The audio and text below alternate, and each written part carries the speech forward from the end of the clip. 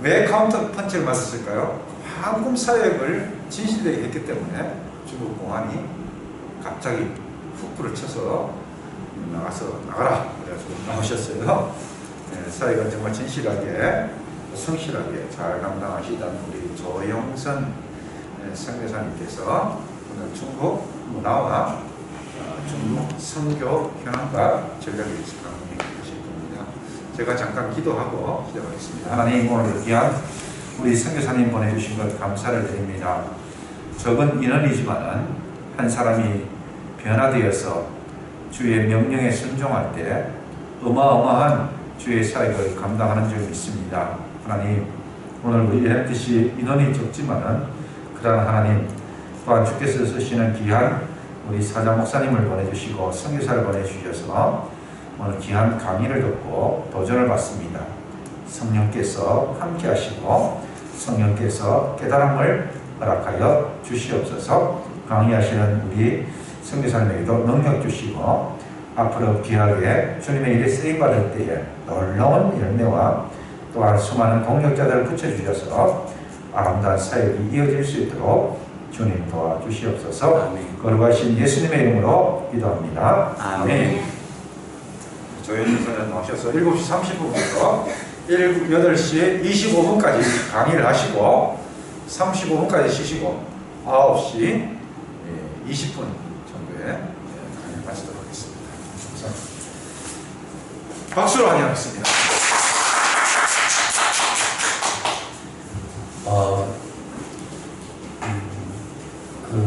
이곳에 오면서 장 목사님께 말씀을 듣고 마음에 더 비장한 몇 분 오시지 못한다는 말씀, 이 코로나의 상황 속에서 이 상황 속에서 나오셔서 이렇게 선교 훈련을 받으신다는 게 저로 하여금 정말 이렇게 비장한 기도하는 마음을 이렇게 갖게 되었습니다.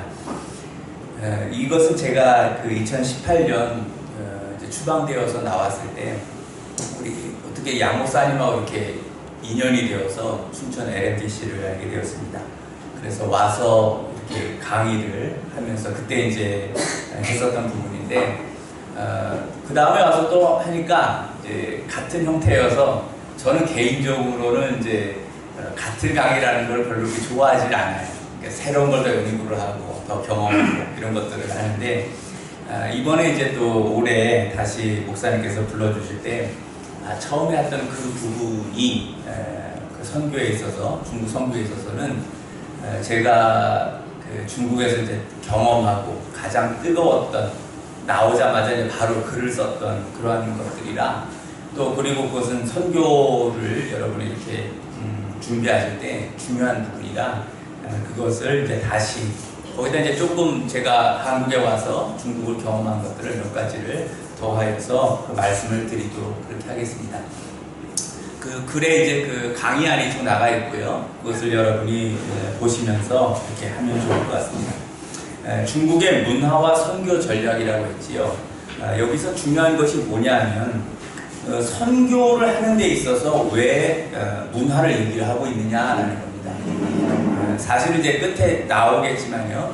선교의 원론을 제가 이제 발견한 것은 예수님하고 그 선교하는 나라의 선교지의 역사를 알아야 합니다. 그리고 그 문화, 그러니까 기독교와 그리고 그 선교지의 역사와 문화가 선교지 사람들이 이게 정확하게 삼위처럼 그들의 마음속에 이게 박히면 그들이 무엇을 해야만 하는지를 알게 됩니다. 어떻게 보면 좌표가 나오는 거예요. 자기가 예수님 앞에서 어떠한 좌표로 가는지가 나오게 돼요.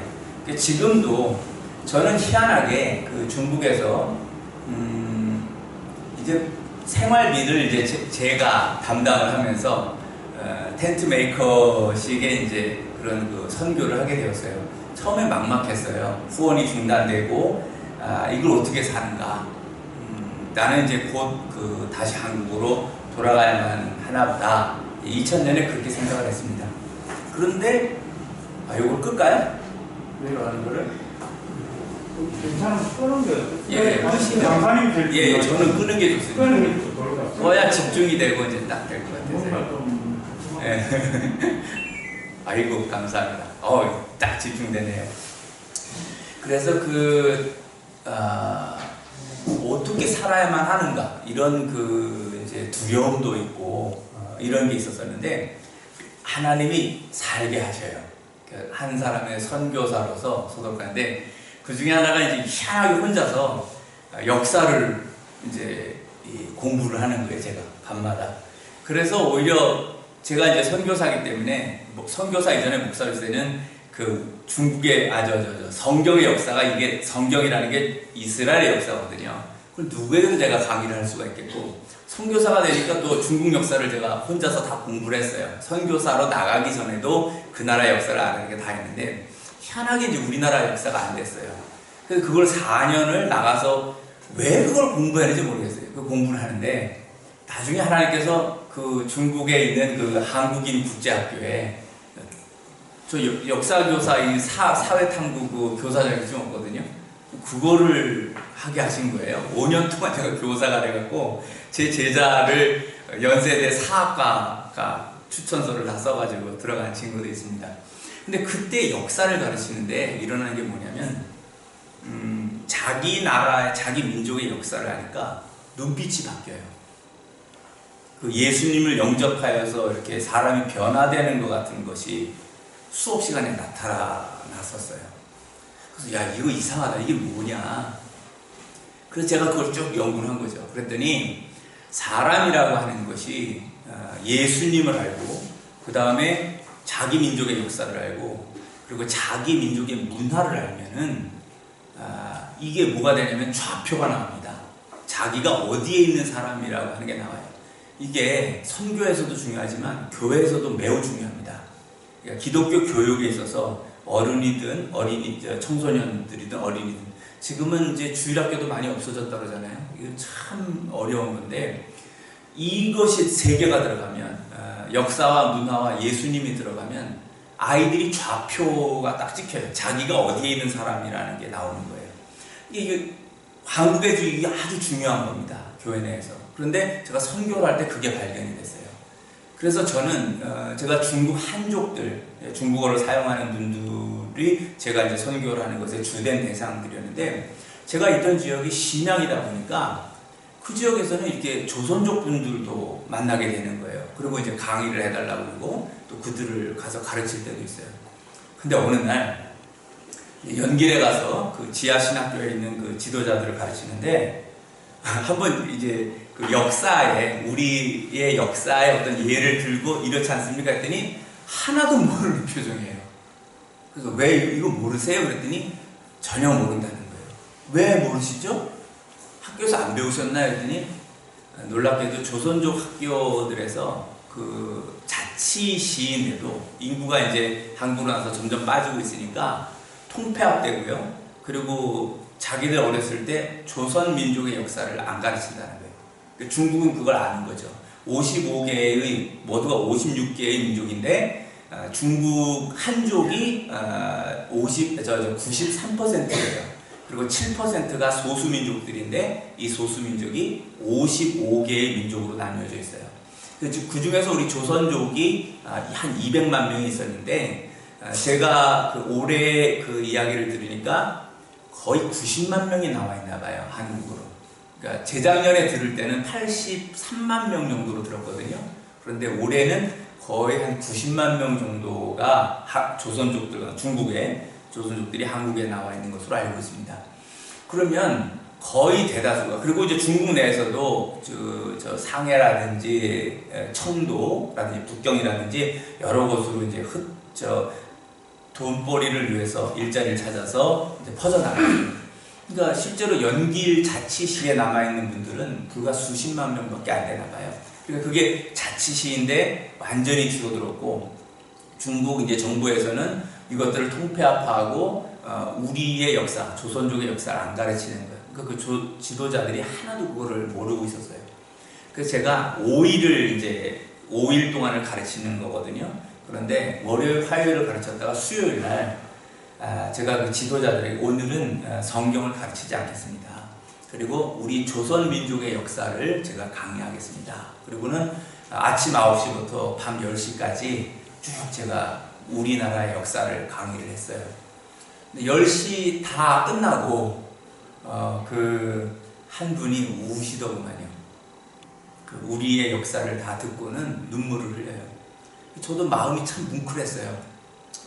그게 계기가 돼서 이제 조선족 분들이 원하면 내가 이거를 성경도 가르치지만 우리의 역사도 내가 가르쳐줘야 되겠다. 그게 마음에 있었었나 봐요. 이상하게 4년 동안을 제가 밤마다 혼자서 우리나라 역사를 쭉 이렇게 공부를 했어요.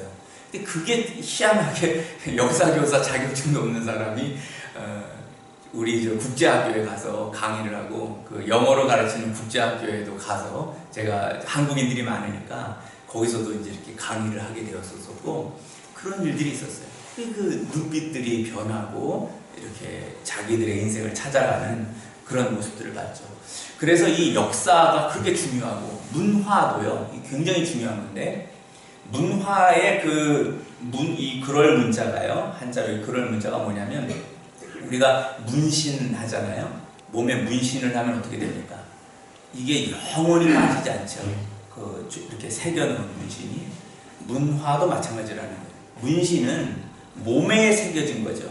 몸에 새겨지는 건데 평생 가는 건데 문화는 우리의 정신에 의식에 박히는 거예요. 그래서 중요한 거예요. 이 문화가 어떠하냐라고 하는 것을 알아야만 선교할 수 있어요. 우리가 선교한다라고 할 때 그 나라, 그 민족의 역사와 문화를 이해하지 않고 난 예수만 전하겠다. 이렇게 하면 이건 벌써 전략으로 문제가 있는 거예요. 그 나라를 정말 선교한다라고 할 때 난 예수만 전하면 돼. 이것은 매우 그 사람들이 볼 때는 어떻게 보면 예의 없이 볼 수도 있어요. 너는 우리의 역사와 문화를 뭐를 알고 있느냐. 이게 실제로 중국에서 있었어요. 언제냐면 청나라 때 청나라 최고의 황제가康熙 皇帝라고 하거든요. 강희제인데 이 강희제에게 로마 천주교회에서 신부들을 파송했어요. 선교사 신부들을. 그래서 이제 예수교를 전하는 걸 허락하도록 그렇게 이제 강희제와 만났는데 그때 강희제가 이제 선교사들이 물어봤던 거예요. 천주교 선교사들에게. 너는 우리 이 청나라의 문화와 민족을 어느 정도로 알고 있느냐? 전혀 모르고 있었던 거죠. 그러니까 사실은 이 중국의 유교 문화라는 게요 굉장히 깊거든요. 굉장히 깊은 게 있어요. 불교를 선교하려면 더 깊어요. 철학적으로 이건 엄청 깊이 들어가거든요. 그 사람들을 정말로 변화시키려고 하면은 그 사람들을 이해하고 그들과 이야기할 정도가 되어야 돼요. 선교한다는 게 그렇게 되는 부분이 아니에요. 그러니까 그 천주교에서 로마 천주교에서 보냈던 그 선교사 신부들과 이야기를 하는데 너희들은 우리를 모른다. 강희 황제가 그들의 어떤 무식함, 준비 없음 이런 것에 대해서 매우 불쾌하게 여기고 그 다음부터 이제 옹정제라든지 그 자식들로 이어지면서 옹정제 때가 완전히 불을 닫아버리게 만들거든요. 그래서 이 선교를 할 때는 제가 또 중국에서 선교할 때도 그런 적이 있었어요. 제가 선교를 하다가 이제 중국 선교사인데 중국 역사를 이제 제가 쫙 하거든요. 그래서 누구한테도 제가 그래요. 저에게 바로 중국 역사를 강의하라 그러면 전 바로 다 해요. 그냥 처음부터 끝까지 그냥 쫙 연결을 해서 한 몇 시간 정도는 최소한 그냥 할 수 있거든요. 설교할 때 이제 제가 중국의 역사를 이렇게 공부했던 것을 이렇게 예를 들어서 얘기를 하면 중국인이 그걸 듣다가 당신이 설교를 못하고 자라고 못한다고 하는 것도 아닌데 그런 거는 뒤로 그런 게 아니라 일단 뭐가 하나가 당신에게서 내가 당신을 정말 faith한다고 그래요. 존중한다. 당신을 내가 존경하고 정말 좋게 본다라고 하는 게 faith인데 faith한다고 그러는 게 그게 뭐냐면 너는 외국인인데 네가 우리나라의 역사의 예를 들어서 설교를 하고 있다.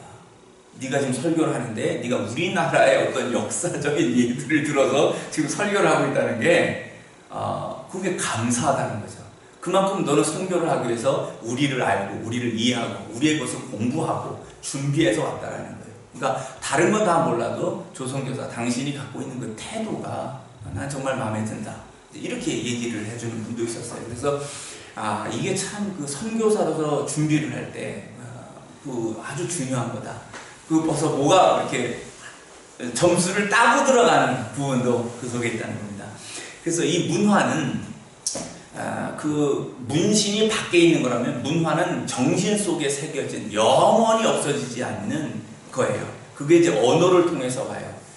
여러분 우리가 한국인이라고 하는 것은 한국 언어를 쓰기 때문에 그런 문화가 나오는 거예요. 그게 그 다음에 제가 이제 문화를 형성하는 조건이라고 했죠.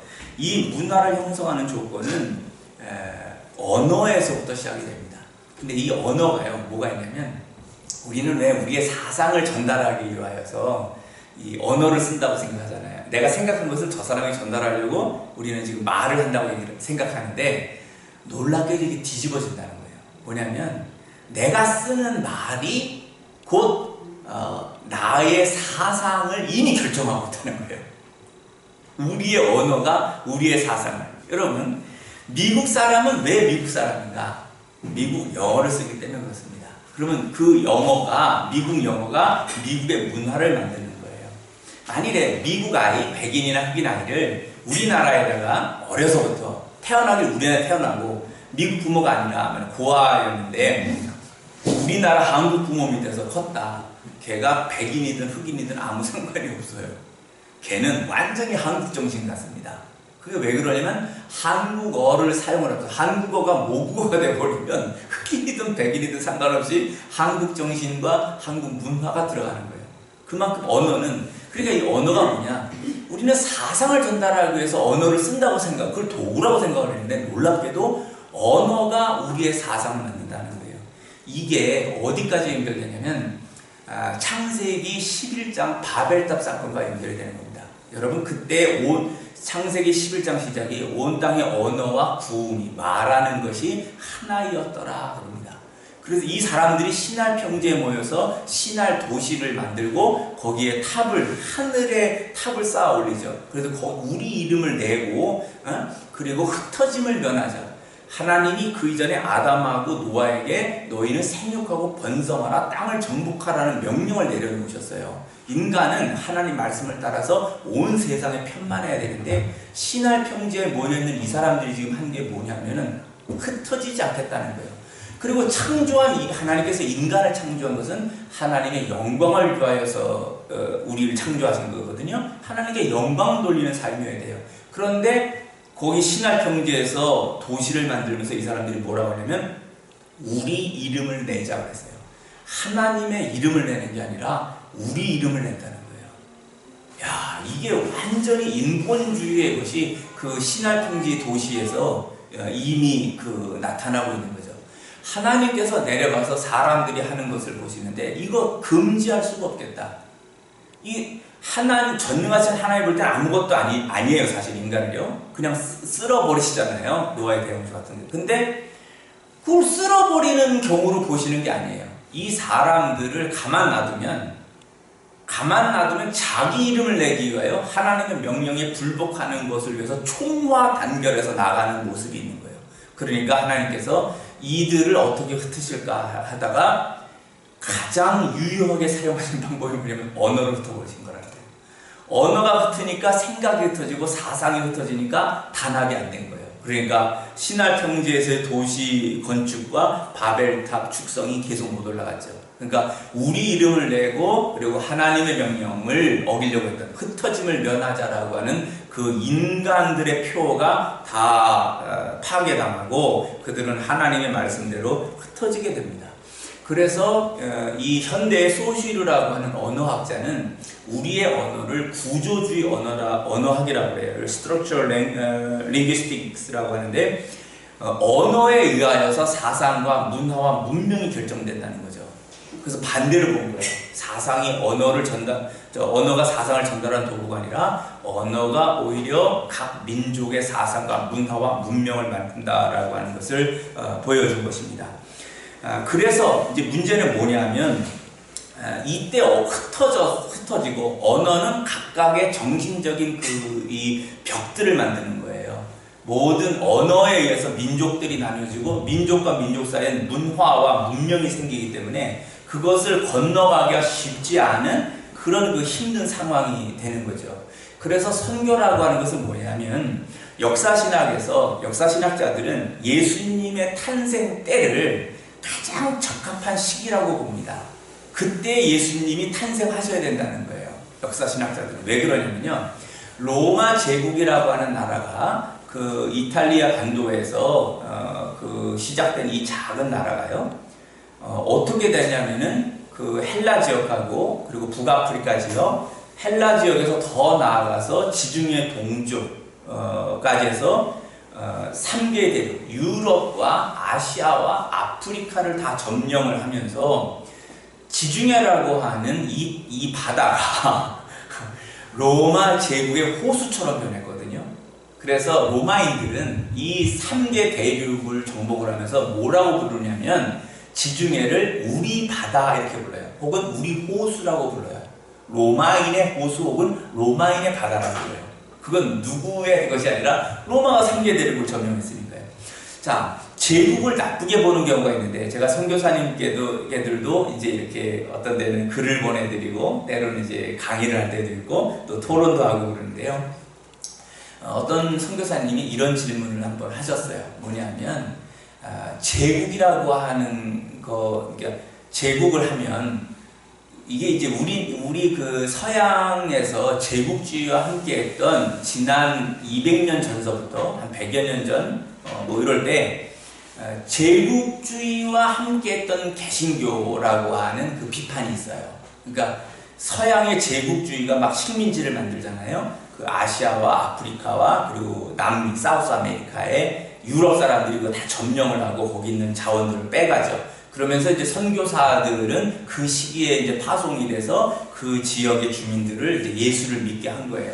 그 전에 이제 천주교는 굉장히 심했죠. 다 죽이거나 저 하나님 믿을래 아니면 죽을래 하는 식으로 해서 굉장히 많이 죽였어요. 천연두 때문에도 죽었지만 순종하지 않으면 죽는다 이렇게 한 거예요. 그래서 제가 필리핀을 한번 가봤는데 거기에는 이제 스페인의 그 점령으로 한 330여 년을 333년 정도를 거의 노예로 살았거든요.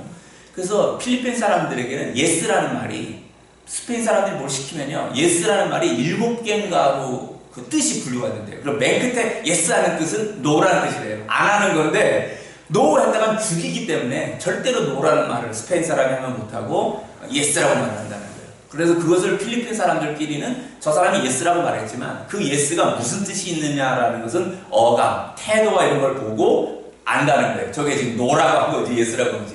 그걸 7개로 나눠서 그렇게 한다라고 하는 것이죠. 그래서 이 제국주의 선교는 천주교에서도 굉장히 문제가 됐지만 이 서양에서 그 유럽 사람들이 선교할 때 아시아, 아프리카, 그리고 남미에 선교할 때 역시 같은 문제로 나타났어요. 그래서 이제 많은 그 비판을 받고 그랬었죠. 그렇지만 이 선교, 이 그런 그 식민지적인 선교를 우리가 좀 벗어나서 할 수 있는 건 아까 그 말씀드린 그런 부분들이 될 수가 있습니다. 그 이제 언어에서 좀 더 볼 것은 요거를 좀 먼저 봐야 되겠습니다. 인류 최고의 발명이라는 게 있어요. 고개를 한번 보시죠. 인류 최고의 발명은 언어에 더 연결되는데요. 그 10년 전인가 제가 찰스 벤 도렌의 그 지식의 역사라는 책을 읽은 적이 있어요. 그런데 이 책의 내용 중에서 현재까지 인류가 최고로 발명한 것이 무엇일까? 이런 질문이 있었습니다. 그때 제가 그걸 보고는 우리가 이제 이 휴대폰이냐 아니면 노트북 컴퓨터냐 이런 생각을 했는데 전혀 그렇지 않았다는 거예요. 놀랍게도 아에 이오우라고 하는 5개의 모음, 우리가 말하는 이 아에 이오우, 이 5개의 모음이 인류 최고의 발명이래요. 이게 무슨 말인가 제가 이해를 못했어요. 10년 동안 이걸 이해를 제가 못하고 있었어요. 그러다가 10년이 지난 후에 알았거든요. 그게 제가 그 횃불 트리니티에서 가르치는 그 권성수 교수의 동생인 권성달 교수라는 분이 계세요.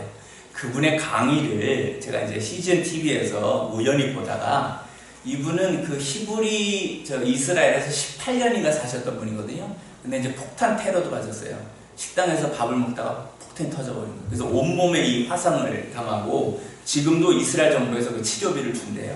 몸에 이상이 있거나 그러면 자기네 나라에서 당한 거기 때문에 외국인에게도 그 치료비를 다 줘서 끝까지 책임을 져준대요. 그런데 이 권성달 교수의 이야기가 뭐냐면 히브리인들이 아이우라고 하는 모음을 처음 발명한 사람이라는 거예요. 그러니까 아까 말씀드린 바벨탑에서 그 언어가 이제 흩어져 버렸잖아요. 쓰는 랭귀지 언어가 사라져 버린 거예요.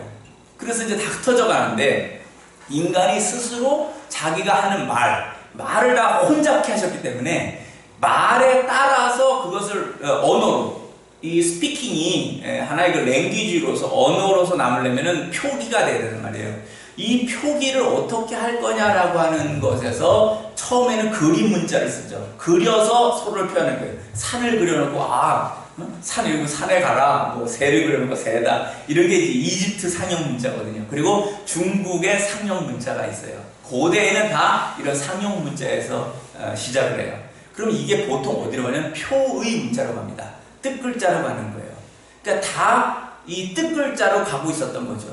그런데 한 놀라운 민족, 이 유대인들이 바로 이들은 히브리 민족인데요. 이 히브리 민족에서 아이우라고 하는 모음을 이 사람들이 변형했다는 거예요. 그러니까 자음은 우리가 이제 B, C, D, F, G 이런 거 우리 하면서 기음, 니은, 디귿, 니은 이런 것들은 자음이에요. 그런데 우리나라는 야, 여, 오요, 우유, 누, 오요, 우유 이런 말들은 모음이 되거든요. 모음이라는 말이 저도 언어 이거 선교사 돼서 이거 연구해서 모음이 뭐고 자음이 뭐야? 이게 무슨 뜻이지? 전혀 몰랐어요. 그냥 그러니까 그런가 보다 하지 언어학을 하지 않고서야 누가 그런 걸 알겠어요. 그런데 자음만 있으면 언어가 안 된다는 거예요. 자음만으로 기음, 니은 합쳐가고 무슨 말이 돼요? 안 돼요. 거기에 아자가 붙어야 기음에 아자가 붙으면 밑에다 니은 붙이면 간이 되는 거예요. 자음과 자음은 절대 말이 될 수가 없어요. 언어가 안 된다는 거죠. 반드시 모음이 들어가야 됩니다. 그런데 히브리 사람들이 바로 뭐냐면 모음을 만들어냈다는 거예요. 그래서 이 사람들이 대단히 천재적이라는 건데 사실 이 모음을 만들었다는 말씀은 어디하고 연결되냐면 하나님께서 아담을 창조하시고 성경에요. 2장에서 창조하시고 여자를 여자 독처하는 것이 좋지 못하여 그 여자를 창조해 주시기 전에 그 사이에 뭐가 들어가냐면 아담에게 하나님이 창조하신 피조물들을 데려다 놓고 생물들을 데려다 놓고 얘들을 뭐라고 부를 거니 불러라 그래요. 그러니까 아담이 그 생물들의 이름을 불러요. 그건 놀라운 거예요. 이 생물들을 어떻게 분석해서 그걸 즉각 이야기를 하지? 아담은 대단한 거거든요. 그게 나와요. 그런데 이것을 더 깊이 들어가면 이제 하나님의 대리자로서의 아담과 하나님의 창조한 모든 것에 대해서 이름을 지어준다는 건 주권자라는 의미가 있는 거거든요. 이름을 지어주면 그거를 거기 딱 하고 그 다음에 여자를 창조해줘요.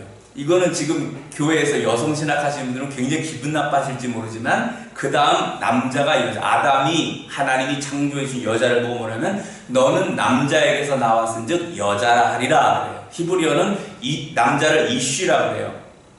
남자들이 이쉬 잘 하죠. 이쉬라고. 언제예요? 화날 때 이쉬 농담한 건데 웃지도 않아 주시고 그래도 안 웃어주시고 이씨 많이 해서 화나서 이씨 난 남자라는 뜻이야. 제가 그냥 그렇게 우스갯소리로 해석합니다. 마스크 쓰고 계시니까 웃는 사람인 줄 알 수가 없네. 이씨 그러는데 자 이씨라는 게 히브리어는 남자라는 뜻이에요. 그런데 여자는 뭐냐면 모음 아를 붙입니다. 아라는 뜻이 다른 나라 언어들에도요 여성을 말할 때 엄마를 말할 땐 되게 모음 아가 붙어요. 일본말처럼 무슨 오카상인가가 엄마라는 뜻으로 제가 알고 있어요. 까가 붙어요. 아 발음이거든요. 우리나라 엄마, 중국말에서는 마마, 서양 언어, 영어나 이런 데서도 마마, 마미, 마아가 붙어요. 밝은 모음이 붙어서 그리고 아이들이 옹알이 처음 할 때 아 발음하는 거예요. 그게 모음이거든요. 그런데 너는 이쉬, 히브리어 이쉬가 남자인데 이쉬에서 나왔은즉 이샤라 하리라. 여성 모음, 남자에다가 여성 모음을 붙여서 이거를 여자라 한 거예요. 근데 그걸 누가 처음이냐? 하나님이 창조한 여자에게 하나님 직접 한 게 아니라 아담 너의 몸에 갈빗대로 만든 그 존재에게 네가 이름을 말하라는 거예요. 그러니까 남자가 여자에게 너는 이쉬에서 나왔으니까 이쉬하라 하리라 이렇게 아담이 이야기를 합니다. 그래서 이 지금 창조 질서의 원리, 그러면서 가정에서는 뭐 잠깐 살짝만 볼게요. 여성이 가정의 세상 일을 다 하지만 남성은 대표죠. 그래서 이 원리가 잘 되는 게 기독교 가정이에요. 이걸 지금의 어떤 페미니즘 이런 것에서 여성을 막 높이고, 그러니까 기독교는 인격에서 동등한 것을 말하는 건 다 찬성이에요. 그 기능상의 나눔을 이야기하는 것에서 그쳐야지. 이것을 여성이 어떤 그 남성 위에 선다라든지 어떤 그런 여성만의 세계를 가는 이런 것은 다 반기독교적인 모습이 있어요. 이 성경에서 이거를 잘 보셔야 되는 부분이 있죠. 그래서 이 히브리어에서 아이우를 참 독창적으로 이걸 처음 시작하는 이 히브리 민족이 대단하고요. 또 하나는 그렇기 때문에 이게 너무 편하거든요. 이 표음 문자가 발명된 게요. 그러니까 모든 세계의 상형 문자를 쓰던 민족 국가들이 다 지금 표음 문자로 바꿨어요. 이집트도 표음 문자로 바꿔버린 거예요. 다 표음 문자로 언어를 바꿔서 편리하게 쓰는데 유일하게 한 나라, 제가 알고 있기로는 유일하게 한 나라가 여전히 표의 문자를 쓰는 거예요. 뜻글자를 써요. 그게 중국이라는 거예요. 전 세계의 나라들이 쉬운 언어인 히브리인들이 창조한 아이우, 여러분 아하고 이 사이에 에 발음이 납니다. 아하고 이라죠. 그리고 이하고 우를 합치면 그 사이에서 오 발음이 나와요. 그래서 원래는 아이우에 오로 외우는 게 좋아요. 혹은 아에 이 오 우라는 것이 이렇게 W자로 밑에 이 두 개가 합쳐져서 파생된다는 걸 기억하시면 그렇게 말해도 돼요. 그래서 히브리인이 원래 만든 글자는 아이우고, 요게 히브리어의 자음으로도 쓰이는 그 해, 요드, 와우라고 하는 세 문자가 모음이기도 하면서도 자음이기도 해요. 히브리어의 22개 언어 중에 그게 나옵니다. 그래서 이 독창적인 히브리 민족이 위대하며, 그리고 뜻글자를 가지고 5,000년 이상 그 처음에 그 뜻글자를 그대로 가지고 수만, 8만 개 이상, 10만 개 이상이 되는 한자를 만들어서 그 안에 모든 세상의 의미를, 철학을, 사상을 이렇게 응축시켜 나가는 중국인들의 이 문화라고 하는 건요, 엄청난 거예요. 이 힘이. 그래서 제가 잊을까봐 이제 얘기를 하겠지만, 그래서 이걸 먼저 말씀을 드려야 지금 저 히브리인들이요, 이스라엘 사람들이 한 1,700만 명 정도밖에 안 돼요. 히틀러가 600만 명을 죽였잖아요. 2차 세계대전 때. 엄청 줄은 거죠. 그래서 이 사람들이 1,700에서 2,500만인가? 다른 걸 이제 합치면 뭐 그 정도 되는 걸 제가 알고 있어요. 근데 이것이 노벨상의 30%를 가져가요. 전 인류의 뭐 0.0000026%가 얼마밖에 안 된대요. 76억인가 되는 인구의 이 1,700에서 한 2천만 명 정도 되는 유대인들의 인구라는 것은 정말 소수거든요.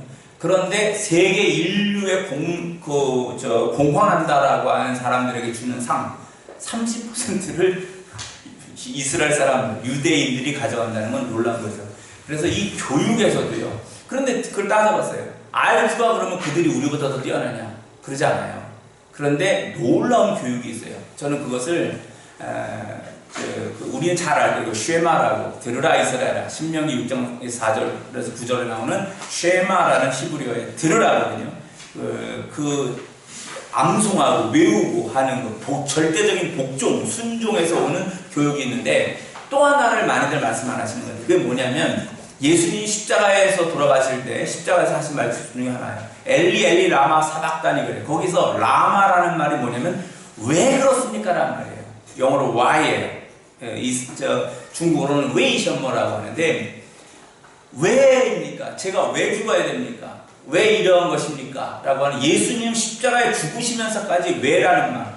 하나님은 하나님이면 어찌하여 나를 버리셨는가? 어찌하여라는 것이 죽음의 상태에서도 하세요.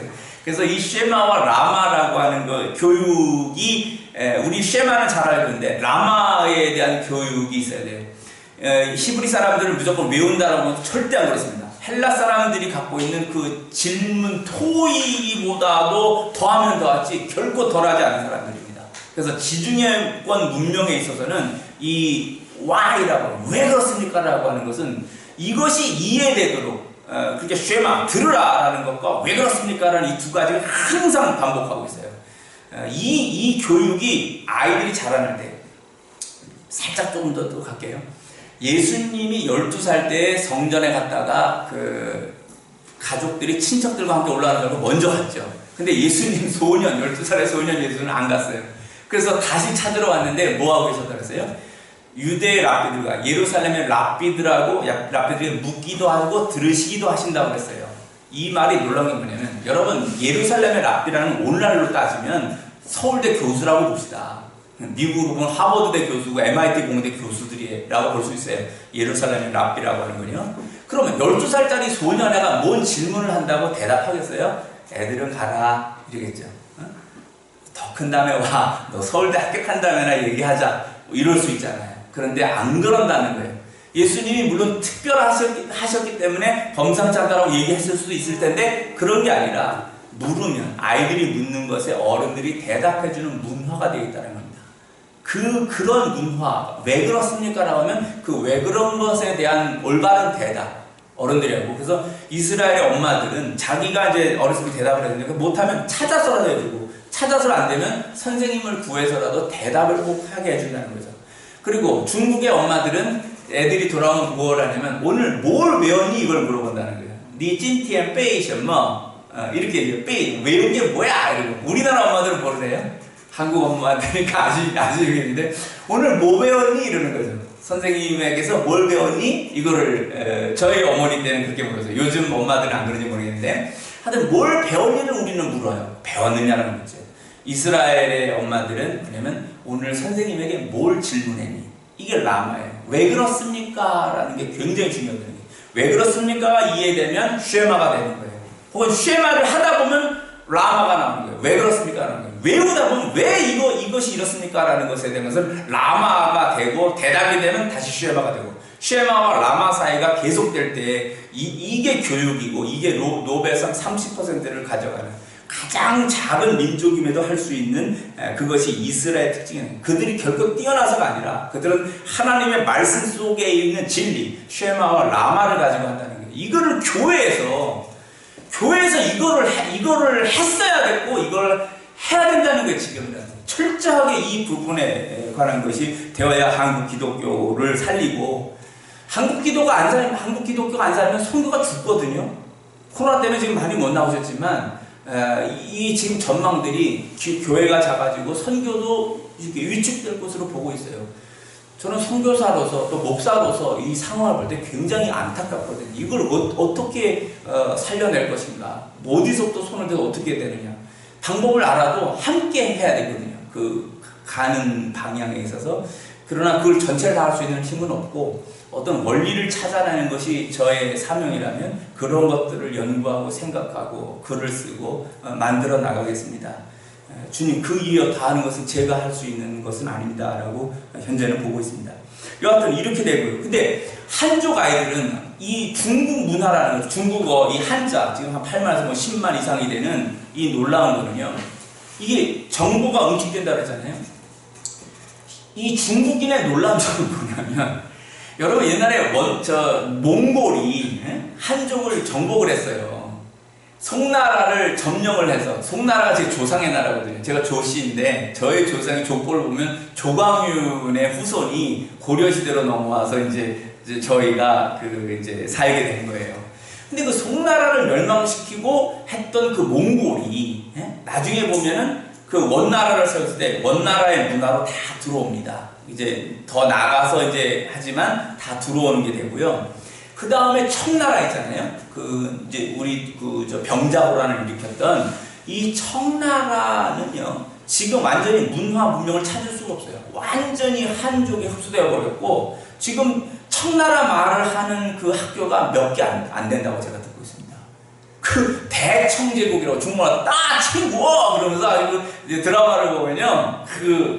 멋있어요. 그 중국말로 따 친구 하면서 이렇게 나오면은 멋있게 이 변발을 이렇게 잡았고 하면 여기 목에 돌아요. 그 다음에 삐샤 그러면서 하면은 멋있는 그 기마 민족의 그게 이제 마지막 남아있는 게 청나라였는데 그 나라가 한족의 문화에 다 넘어가 버립니다.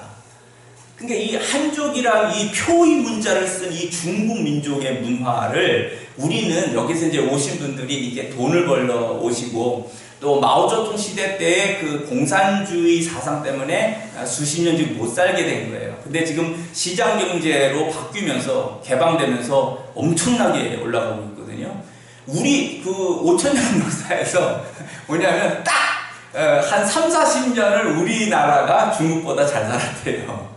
역사의 평가. 그러니까 박정희 대통령 이후로 그 우리나라가 이게 잘 사는 운동으로 인하여서 지금 한 3, 40년 우리가 지금 한 중국 민족을 이렇게 좀 내려다보는 그런 그 경제 여유를 가질 수 있는 게 5천년 역사에서 이때밖에 없다고들 이야기를 합니다. 그래서 이게 다시 바뀌지 않도록 우리는 중국도 바짝 올라오는데 우리도 이게 더 열심히 해야 되는 그런 부분이 있습니다. 이게 중국의 문화예요. 그래서 제가 이런 것들을 좀 다 보고 중국 선교를 할 때는 제가 얘기했어요. 나중에 제가 이제 저기도 말씀드릴 거예요. 그들의 신앙인들이요 위대해요. 우리는 주기철 목사님하고 손양원 목사님을 대표로 내놓잖아요. 이런 분들이 그냥 쫙 있어요. 인구가 많아서도 하지만요. 이 사람들은 진짜 순교 그 마오쩌둥 문화 대혁명 때 그냥 죽인 사람도 있지만요. 죽이지 않고 어떻게 하냐면 그 차라리 죽는 게 나아. 그러니까 감옥에다 가둬놓고 20년씩 그 덩샤오핑의 문화 대혁명 때문에 나중에 문화 대혁명이 끝나기 때문에 풀려난 거예요. 이 개방 정책 때문에. 감옥에다 가둬놓고 계속 감시하는 거예요. 계속 응사주의 사상 교육하고 그 모쉐라고 하는 그 분이 있는데 상해 쪽에 계신 분인데요. 하도 그런 고문을 받고 사상 교육보다 너무나 힘들어서 고문을 받다 어느 날 잠시 나갔대요. 그 고문하는 사람이. 그래서 이 전등이 있지 않습니까? 지금은 이렇게 됐지만 이렇게 노란 동그란 전등을 하는 거예요. 그 소켓을 빼고 거기다 손을 집어넣대요. 죽으려고. 목사님이 자살을 하려고 거기다 손을 넣고 이제 적이 감전되는데 죽질 않았어요. 그래서 이제 나와서 이제 빼내고 살아났는데 그 간증을 하시더라고요. 그러니까 그렇게 차라리 죽는 게 나을 정도인데 그런 고문과 사상교육과 이것을 버텨내신 분들이 쫙 있어요. 신앙도 대단하신 분들이 많고 그 민족 문화가 지금 잠시 위축됐지만 그들 속에 갖고 있는 원래의 것들이 있습니다. 그래서 저는 이제 그런 것들을 좀 보고 중국 기독교인들에게도 그랬어요. 너희들의 문화는 그리고 역사는 정말 대단하고 위대한 게 있다. 그래서 나는 너희들에게 가르친다는 것은 지금 한국이 신학과 목회하는 데 있어서 조금 더 너희 중국 기독교보다 방법론에서 좀 나간 게 있다. 나는 그것을 너희들에게 소개할 거다. 근데 내가 사실 신앙을 배우는 것은 나는 한국에서 주기철 목사님과 손양원 목사님을 존경하지만 특히 이제 왕민따오 목사님이라는 분이 계세요. 나는 그런 분을 내가 선교사로서 너희들의 기독교 지도자인 왕민따오 목사님을 존경한다. 그렇게 얘기를 하죠. 그리고 나의 선교는 사실은 너희들에게 배우는 거다. 내 신앙은 한국에서도 생성된 게 있지만 선교를 하면서 너희들을 통하여 순교자의 신앙까지 순교를 기꺼이 하겠다는 마음까지 내가 자라나게 될 것이다. 이제 그렇게 얘기를 합니다. 그 좋아하죠. 내가 그들에게 맞춰서 말하려는 게 아니라 내 진심을 이야기를 했어요. 내 진심이 그러하고 나는 그런 마음으로 너희들을 내게 가르친다. 그러니까 자기들을 이해하고 자기네들의 역사와 문화를 아는 선교사 그리고 겸손하게 그들의 5천년 역사에서 나는 배우면서 다만 방법론적으로 조금 앞서 있는 것들을 소개한다라는 형태가 되니까 매우 좋아했죠. 그래서 함께하고 진실하게 그렇게 이제 하면서 제자들을 키워낼 수가 있었어요. 자, 이제 역사를 보겠습니다. 그 앞에 제가 쭉 썼는데요. 하상주, 춘추 전국, 진한, 위진, 남북조, 당송, 원명, 청, 중화민국, 중화인민공화국이에요. 이거를 중말로 하면 사상조, 춘추, 짠국어, 진한, 위진, 남北朝, 당송, 원, 민, 칭, 중화민국, 중화人民共和国이렇게 이제 발음이 돼요. 근데 가끔 이걸 쓰고 싶어요. 중국말을 쓰고 싶고 중국어를 하다 보면 눈물이 나고 중국 찬송을 하다 보면 울어요. 그 추방될 때 생각이 나고 두고 온 사람들 생각나고. 저는 여기서 이제 계속 중국어로 설교를 해서 녹화를 해가지고 이렇게 이제 녹화를 해가지고 이제 유튜브에도 올리고 녹음한 것들은 중국 형제들에게도 이제 보내주고 중국에서 여전히 이제 제 목소리를 들으면서 함께 예배를 드리고 있어요. 중국의 역사에서 볼 게 뭐가 있냐면 거기 이제 천하라는 말하고 중화라는 말이 있습니다. 이 천하는 중국말로 티엔샤라고 하고요. 중화는 종화라고 하는데요. 이것을 선교할 때 이 사람들이 저는 이걸 버려야 너희 기독교인들, 중국 기독교인들은 니들이 만약 다른 민족을 선교하려고 한다면 이 두 가지 개념은 버리라고 제가 가르쳐요. 이 천하라는 것은요, 제가 영화 같은 걸 보면서 영화를 소개를 잘 해줘요, 사람들에게. 근데 중국을 이해하기 위해서 제가 이제 두 영화를 여러 말씀드려요. 하나는 장이모 감독이 만든 잉싱, 영웅이라는 영화가 있고요. 한국 사람도 많이 보셨을 거예요. 이렇게 그 영화가 있고, 또 하나는 전카이거가 만든 칭커샤 친왕이라고 하는 형가 사진왕. 자객이 형가예요. 이름이 역사적으로 자객이 있어요. 그래서 이 자객들이 진시황을 죽이려고 하거든요. 장이모 감독에서도 아주 무술이 뛰어난 그 자객들이 진시황을 죽일 수가 있었대요. 그 영화에서 두 명의 그 자객들이 먼저 있어갖고 죽일 수 있었는데 그 자객이 죽이질 않고 그냥 빠져나왔대요. 진시황이 한번 살았어요. 그 다음에 이제 한 사람이 또 죽이러 이제 왔는데 이 사람이 진시황을 만난 다음에 죽이질 않아요. 그러니까 진시황이 칼을 딱 던져주면서 네 뜻이 그러하다면 죽여라. 그러면 이 사람의 이제 무술이 엄청 세기 때문에 주변에서는 이미 없어요, 군사들이. 그러니까 단독으로 있지만 칼은 황제가 갖고 있는데 자객은 칼도 없어요. 그런데도 싸워봐야 결국은 진시황이 죽을 줄을 아니까 아예 칼을 던져줘요. 그러면서 네 뜻이 그러하다면 나를 죽여라. 너를 죽여서 중국이 이 천하가 티엔샤가 정말 평안할 수 있다고 본다면 나를 죽여라고 칼을 딱 던져줘요. 그러니까 그 자객이 칼을 탁 들고 이제 경공술로 탁 튀어오르면서 이제 진시황에서 딱 찔러요. 그런데 칼로 찌른 게 아니라 칼을 바꿔서 칼등으로 찔러요. 그러면서 내가 그 황제 당신이 말하는 그리고 내 선배 자객이 당신을 죽일 수 있음에도 불구하고 죽이지 않았던 이유를 알겠다. 그러면서 이제 죽이지를 않고 나가요. 그러니까 나가는데 신하들이 그때 막 와가지고 이제 진시황이 그래요. 따왕 부사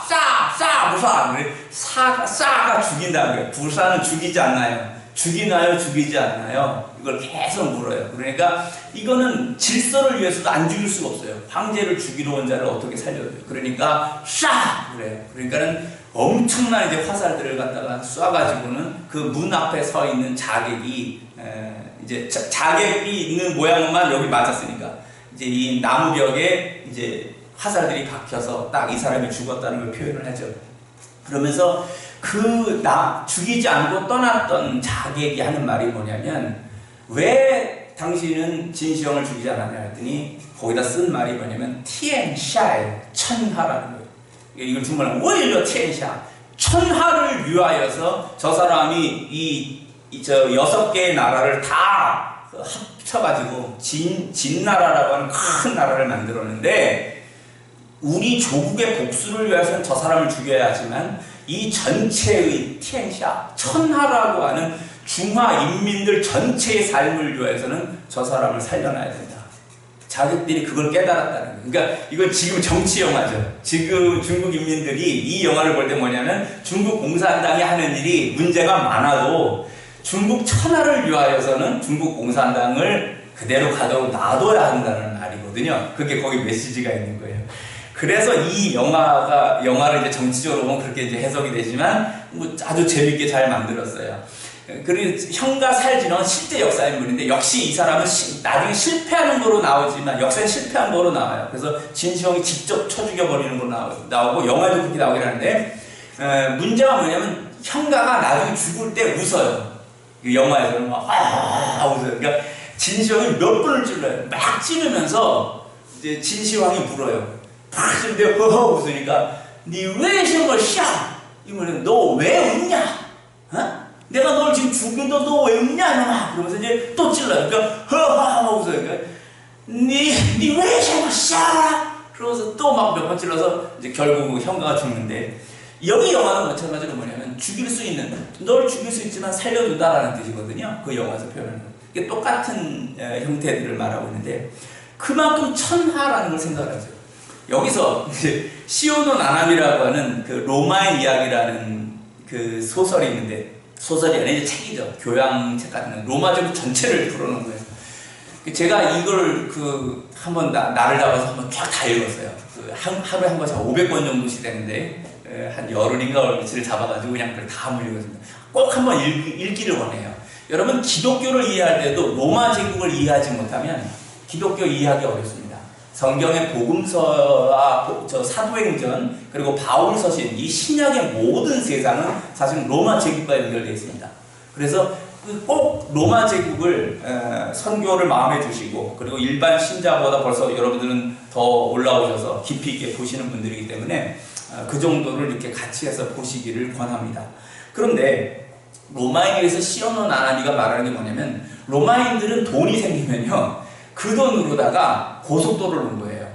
그래서 로마 제국 전체에 나중에 보니까 시오노 나나미가 이야기하기를 약 40만 킬로미터의 고속도로를 놨어요.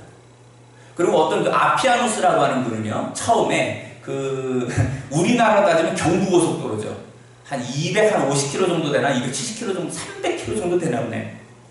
그 로마에서부터 이쪽 헬라로 넘어가는 지역의 그 고속도로를 이 사람이 귀족이거든요. 자기가 죽을 때 자기의 재산 대다수를 자기 가족들 놓고 좀 남겨놓고 나머지는 다 국가에 헌납을 하는데 그걸 뭘 하라고 하냐면 고속도로 놓으라고 그랬어요. 대단한 거예요. 그래서 고속도로를 놔요. 그 고속도로를 통하여서 뭐냐면은 헬라를 이제 점령해 가지고 헬라의 모든 경제 교역을 해서 들어오는 나라를 부강하게 하는 고속도로가 처음 뚫리는 거예요. 이걸 아피안 국도라고 하는데 이 아피아누스가 했던 이 아피안 국도에 누가 나중에 나오는 거예요? 센케비치의 쿠어바디스 도미네 주여 어디로 가십니까? 우리 잘 알죠? 베드로가 핍박을 피해서 로마 교인들이 당신은 사도시니까 사셔서 복음을 전해야 됩니다. 우리는 여기서 순교하지만 당신은 나가십시오 하고 로마에서 탈출시켜줬는데 그 아피안 국도를 걸어가요. 그러니까 거기 뭐가 나와요? 소년 하나가 지나가는데 뒤를 딱 돌아보니까 그 소년이 십자가를 지고 가는 예수로 보인단 말이에요. 그래서 그때 베드로가 전설이지만 그 구어바리스 도미네 그러니까 주여 어디로 가십니까? 그랬더니 난 네가 버리고 온 십자가를 내가 또 지기 위해서 풀어간다. 그러면서 십자가를 지는 모습을 보니까는 이 베드로가 주님의 뜻을 알고는 거기다가 자기 갖고 왔던 지팡이를 꽂고 들어가서 순교를 한단 말입니다. 그 전설이긴 하지만요. 근데 이 꽂아놨던 그 지팡이에서 꽃이 피더라는 거예요. 나중에 로마에서 이제 탈출하는 사람들이 보니까 거기서 꽃이 피더라는 거예요. 그래서 이 아피안국도 이 사람들은 길을 내요. 로마인들은 길을 내는데 중국 사람들은 뭐를 했냐면 여기서 이제 차이가 납니다. 중국은 자기네 땅이 넓어오고 또 기마민족들의 흉노족의 침략을 막기 위해서 만리장성을 쌌습니다. 그러니까 같은 경제 비용을 가지고 로마인들은 다른 나라와 침입을 받아도 걔네들은 안에 자체 도시의 성경은 있어도 바깥은 넓게 사는 게 없는데 중국인들은 그 안에서 자기의 것을 갖는다는 거예요. 티엔샤예요. 이게 천하라는 거예요. 그 바깥에 만리장성을 쌓아놓고 동서남북을 다 야만족이라고 해버린 거예요. 자기네만 중화라고 하는 가운데 있는 이 화가 문명이라는 뜻이 있거든요. 번영된 민족, 번화된 민족이에요. 그러니까 자기들이 가운데 있는 중화, 문명화된 민족이고 동이족, 서용, 동이, 서용, 남만, 베이제이라고 해갖고는 다 동서남북을 다 야만족이라고 해버린 거예요. 그러니까 니들은 우리한테 조공을 바쳐서 헌상품을 바치면 황제가 니들에게 사은품으로 문명을 좀 나눠준다는 거예요. 그래서 갖고 니네 야만족들 살아라. 이런 개념을 갖고 있는 거예요. 그게 중화 개념이거든요. 그러니까 이 중화주의라고 하는 것이 중국인에게 여전히 있어요. 그러니까 제가 기독교 예수를 전할 때, 야, 니들 속에 만약에 이 천하와 티엔샤와 쫑화라고 하는 이 사상을 갖고 있다면 선교를 할 수 있겠냐? 니들이 우월한 민족이라는 걸 갖고 나가서 선교를 하면, 그 제가 아까 말씀드렸던 제국주의 선교라는 게 그거예요. 그걸 제가 얘기하다 아까 연결을 못했죠. 중국인이 갖고 있는 이 사람이 조금만 앞으로 경제가 더 나아져야 하면요, 이 사람 속에 이게 다시 살아나거든요. 이게 다시 살아난 형태로 하면 안 돼요. 근데 지금도 선교할 때 중국 분들이 다른 민족에게 하는 건 많지 않아요.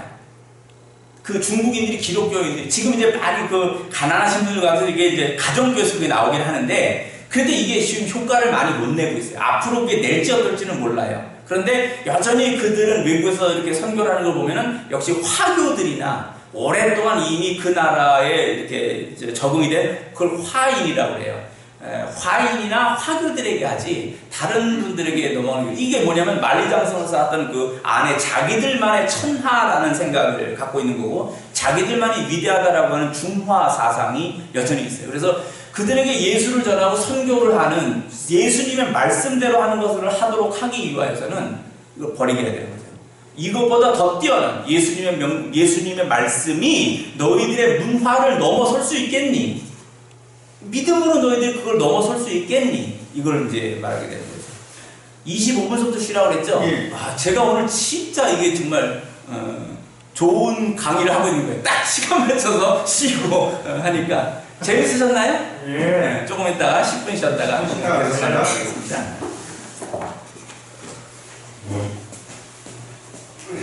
차 한잔 하시고.